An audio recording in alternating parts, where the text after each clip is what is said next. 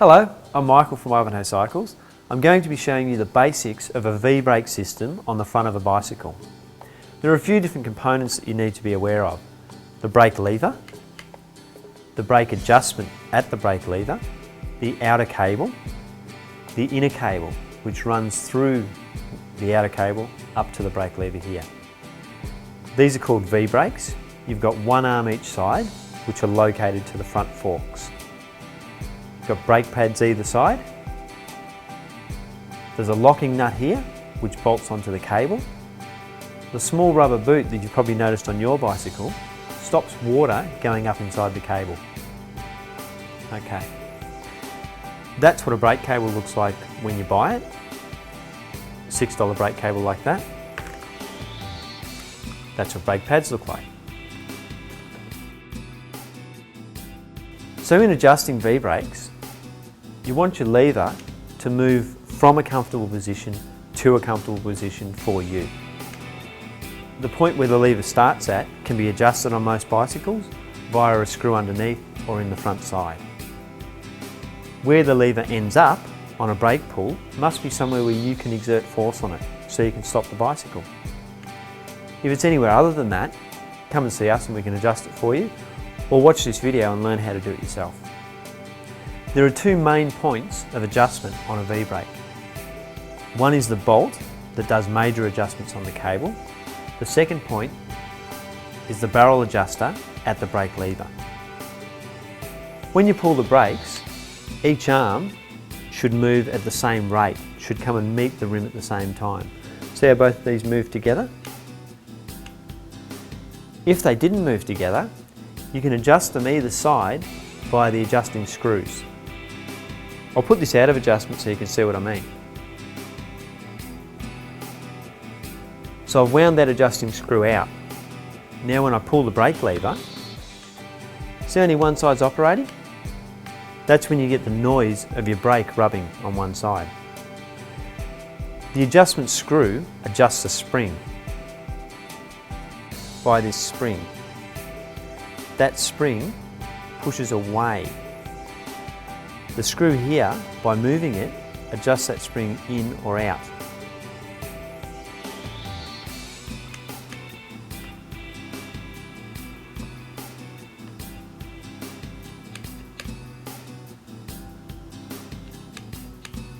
That's better.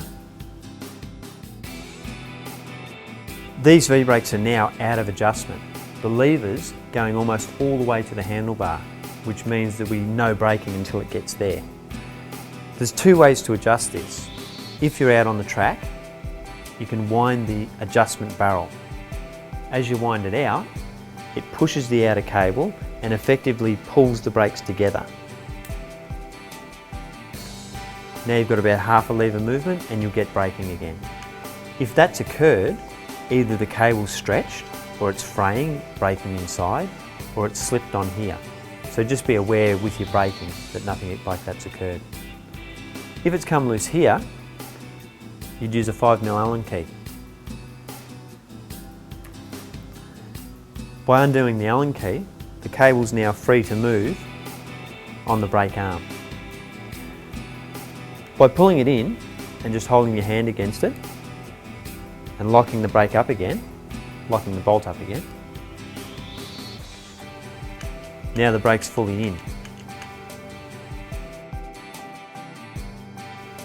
So if you wanted to remove your front wheel, you'd have to disconnect the guide or noodle from the brake arm. It's a simple case of putting a thumb against the brake arm, 2 fingers inside the noodle and a thumb on the back of the noodle. You do this so you can direct and guide it around. As you push that in, you just clip the holding device off and the brakes will open, thus allowing your front wheel to come out. The other thing you can see here is the front surface of the braking pad. It's worth looking at that every now and then and seeing if there's any aluminium stuck in it or little small pieces of stone. These will wear your rims away really quickly. To hook it back together, again, 2 fingers inside the noodle and a thumb on the back of it, 1 thumb on the back of the brake arm, pull it together and clip the locating device back on again. That is the easiest way to do it. I see a lot of people trying to just pull it off just by pulling that way. you've got no direction and you can't actually unhook it. You really need to put the 2 fingers inside, 1 thumb on the back, so you've got direction of the noodle. It's quite easy that way. Always remember to put the rubber boot just back on the end of there. What that rubber boot does is stops water going up inside the cable and rusting or, causing friction in the cable. I'm going to show you how to remove a brake pad and replace it with a new one. The first thing you would need to do is unclip the brakes and open them up. Most brakes are either a 5mm or a 6mm Allen key. Some are also a 10mm spanner. I'm just going to undo this brake block.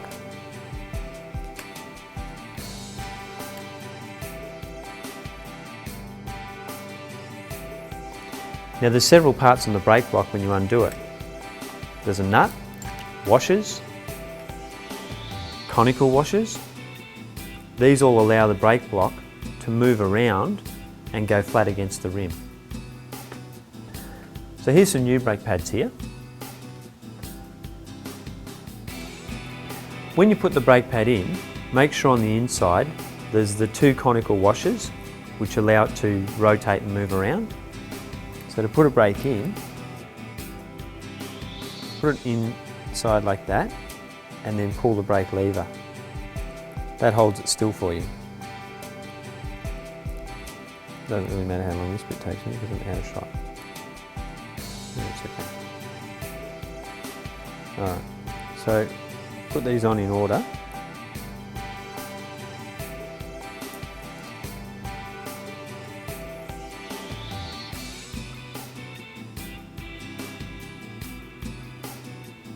Thanks.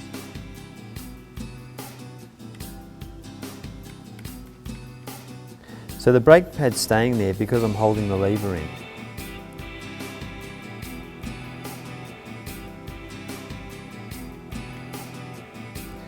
Just nip it up a little bit.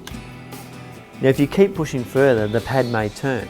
So at this point, just grab hold of the pad and lock it up.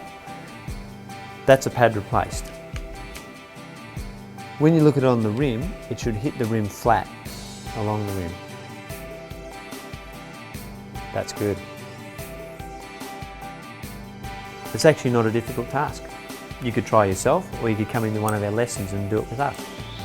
Thank you for watching.